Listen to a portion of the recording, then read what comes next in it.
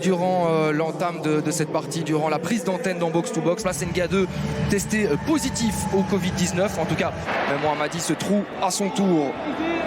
Tout profit pour Moussaba. Attention à ce joueur-là aussi, quand je vous disais qu'il y avait énormément de qualité des deux côtés. Ça se prouve déjà dans ces 5 premières minutes de jeu. Dommage, la passe de Hazard, ça passe bien entendu.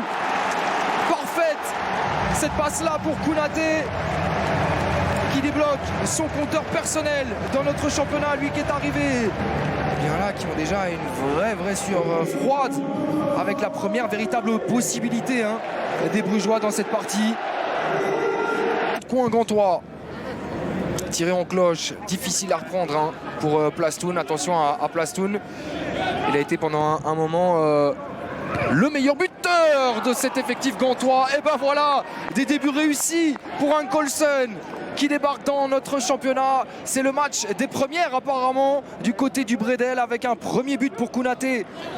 Chapeau aux Norvégiens, arrivé tout récemment, mais ça restait pour le moment des frappes plutôt lointaines. Attention, regardez, quand on vous parlait de danger, il y a vraiment danger, et il y a faute évidemment commise par Plastoun sur Vitinho.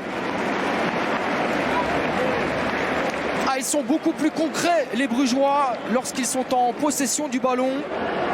Il effectue une très bonne première période, alors que c'était Biancon qu'on attendait tous, qui avait été annoncé un petit peu partout, qui était clairement prévu, sans cette blessure encourue au genou lors de place à Dino Otic, le Bosnien, pour tenter de mettre le cercle une deuxième fois aux commandes de cette rencontre, et ça passe. Il est parfaitement frappé. Son sélectionneur du côté de la Bosnie tout récemment, il est bien frappé par ce que Bola. L'excellent ballon de l'Iranien pour Boukari. Oh oui, il trouve Yaremchuk qui doit finir. Il doit finir là-dessus. Et c'est un duel remporté par Didion, applaudi par les supporters du Cercle, qui doit s'en vouloir, parce que la passe là de Boukari, elle est juste magnifique. À aucun moment il regarde dans son dos. On insiste sur ce flanc gauche, mais là il est temps de renverser. C'est ce que fait Kevin Augas. Ça joue juste, ça joue bien, c'est précis. La frappe d'Augas. Quelle possibilité en 2 temps. Et voilà le 3-1 avec Ugbo, l'Anglais de 22 ans, qui vient donner un avantage de 2 buts aux Brugeois sur leur toute première possibilité du deuxième acte. Possibilité pour le Cercle.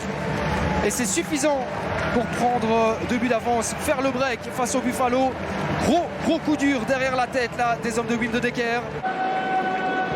Et il laisse beaucoup d'espace aussi. Il se met en difficulté là. Attention à ne pas commettre l'irréparable avec cette faute de Marcelin. Il était tout juste jusqu'ici, le Français Marcelin, dans cette rencontre. Et là, Nathan Verbomen pointe le point de pénalty. Alors qu'on revoit le duel entre Marcelin et Boukari. Oh, c'est léger quand même.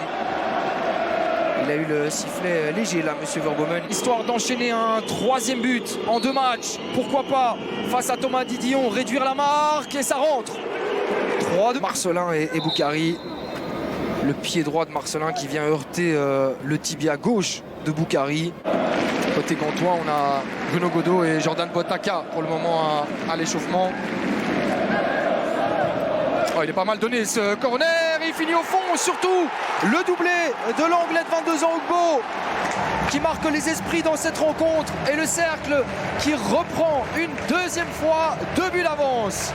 Quand on a l'occasion, il faut dégager ce genre de ballon et éviter de se mettre en difficulté comme ça. On le regarde, Ugbo. C'était leur 3e but inscrit sur coup de coin cette saison aux Brugeois. Attention à ne pas prendre le 4e. Et oui, il est là, le 4e but inscrit sur coup de coin du Cercle de Bruges cette saison. Et c'est Marcelin qui vient rattraper sa petite erreur commise il y a quelques minutes en provoquant un penalty sur Boukari. AS Monaco, parfaitement servi sur corner par Kylian Hazard. Et on se permet même de sauter dans les tribunes derrière Didion.